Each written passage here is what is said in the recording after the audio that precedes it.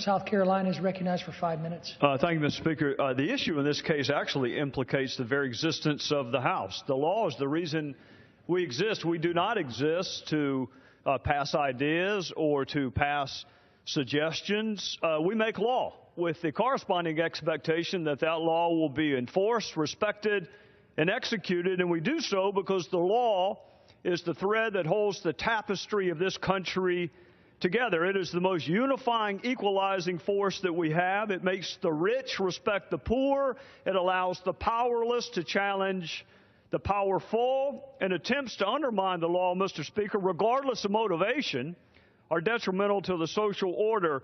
In 2014, President Obama declared unilaterally that almost 5 million unlawful immigrants would receive deferred action under some tortured definition of prosecutorial discretion. I can't help but note the word discretion means sometimes you say yes and sometimes you say no, but of course, the administration has never said no. The court found not a single time has the administration said no, so that's not prosecutorial discretion, Mr. Speaker. That's lawlessness. And you may like what the president did. I take it from some of the speakers that they do, and you may actually wish what the president did was actually law. You may wish, Mr. Speaker, you may wish that when Democrats controlled the House, the Senate, and the White House for 2 years, that they had lifted a finger to do a single solitary thing about what they're talking about this morning. You may wish that. You may wish that all these grandiose policies that we are talking about this morning on the other side, that they'd cared enough about to actually make law when they had a chance, but they did not. And they know now that one person doesn't make the law in a republic. You may want to live in a country where one person makes the law, but that would not be this country. You would have to look for another one. And the president knows this because more than 20 times, Mr. Speaker, he said he could not do the very thing that he eventually did. His power didn't change. The law didn't change. The politics is all that changed, and we should have seen this coming, Mr. Speaker. He warned us on this very floor. He warned us that he didn't need the people's house. He said he'd do it with or without Congress, and many of you cheered when he said that. Many of you cheered because you benefit from the non-enforcement of the law today. But tomorrow will be different. Tomorrow is coming, and tomorrow will be different. Tomorrow you will cry out for the enforcement of the law. Tomorrow you will want others to follow the law. We are here, Mr. Speaker, because this administration violated one law in its haste to allow others to violate yet another law. The administration lost, and then they appealed. So here we are before the Supreme Court. For 10 years, Mr. Speaker, Congress has let the executive branch engage in constitutional adverse possession. Today it's immigration. Tomorrow it will be some other law. And one day, I say to my friends on the other side of the aisle, one day your party may not control the gears of enforcement. One day, a Republican president might decide that he or she doesn't like a law and is going to ignore it and fail to enforce it. For more than 2 centuries, Mr. Speaker, the law has been more important than any political issue. It's been more important than any election. It's been more important, frankly, than any one of us.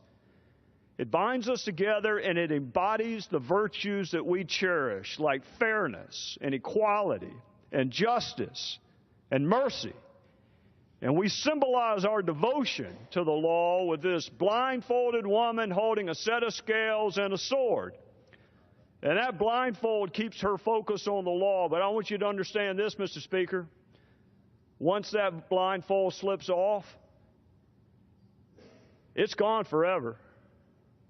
You can want to put it back on, but it is gone together because once you weaken the law, good luck putting it back together. So once you decide that some laws are worth enforcing and some are not, once you decide that some laws are worth following and others are not, you've weakened this thing we call the law, and you have weakened it forever. Let me just tell you this. I'll say this, Mr. Speaker.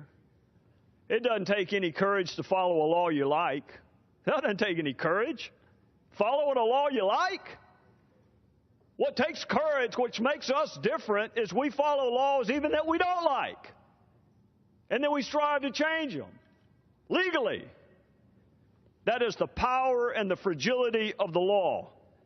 But once it is abandoned, it is weakened in the eyes of those who expect to follow it. I'll say this, Mr. Speaker, in conclusion.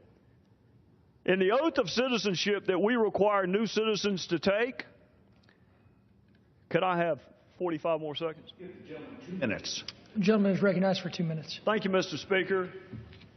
In the oath of citizenship that we require new citizens to take, and I'm sure the Speaker already knows this, and perhaps some of my colleagues on the other side may know this as well, but in that oath, it references the law 5 separate times. 5 separate references to this thing we call the law in the very oath that we want new citizens to take. 5 times in a single paragraph.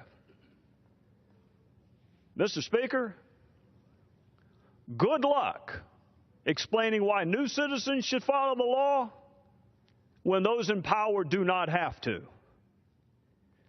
Good luck explaining the difference between anarchy and the wholesale failure to enforce the law simply because you do not like it. Good luck stopping the next president from ignoring a law that he or she does not like. If the president can pick and choose which laws he likes, then so can the rest of us. And you have undermined the very thing that binds us together. So be careful what you do today. Tomorrow is coming. With that, I would yield back.